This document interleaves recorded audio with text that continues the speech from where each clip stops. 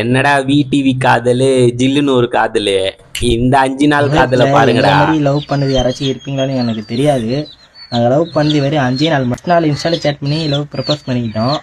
2வது நாள் இவள் லைஃப்பை பற்றி சொன்னால் இவ்வளோ கஷ்டப்பட்டிருக்கேன், நான் என் லைஃப்பை பற்றி சொன்னேன் நான் இவ்வளோ கஷ்டப்பட்டிருக்கணும். 3ஆவது நாள் அவங்க வீட்டு ஃபேமிலி பற்றி சொன்னான், எங்கள் வீட்டு ஃபேமிலியில் இப்படி தான் சொல்லிட்டு நான் எங்கள் வீட்டு ஃபேமிலி பற்றி அவள்கிட்ட ஷேர் பண்ணேன். 4ஆவது நாள் மீட் பண்ணோம் மெரினா பீச்சில். அப்போ அவள் என் மேலே காட்டின அதிக அன்பையும் நான் அது வார்த்தையில் சொல்லவே முடியாது. அப்புறம் 5ஆவது நாள் மார்னிங் இவள் ஃபோன் பண்ணா, என் கூடவே இருப்பேன்னு கேட்டேன். நான் கடைசியில் உன் கூடவே இருப்பேன்னு நான் சொன்னேன். நான் எப்படி நம்புறேன்னு கேட்டா, நான் என்ன ப்ரூஃப் பண்ணுறேன்னு கேட்டேன். வா மேரேஜ் பண்ணிக்கலாம்னு இவன் கூப்பிட்டா.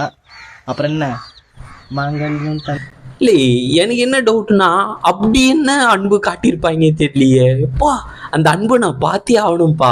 அதில் வேற ப்ரூஃப் என்ன இருக்குன்னா, இதெல்லாம் காட்டு, ஆதார் கார்டு காட்டு, பேன் கார்டு காட்டு, இதுக்கு மேரேஜா பண்ணுவீங்க.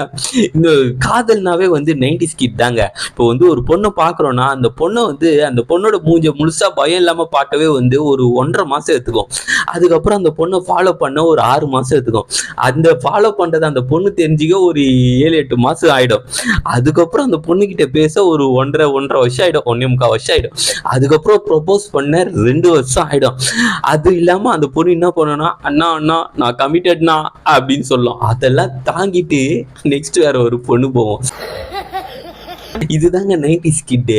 அதை விட்டு இப்ப திடீர்னு அந்த பசங்கிட்டே எப்படிப்பா உங்க லவ் ஸ்டோரி சொல்லுங்க அப்படின்னு கல்யாணம் தண்ணி கேக்குறாங்கன்னா, 5 நாள் லவ் ஸ்டோரினா. First day Instagram request, second day சேட்டிங்கு, தேர்ட் டே மீட்டிங்கு, 4th டே ஸ்பீக்கிங்கு, 5th டே மேரேஜிங்கு.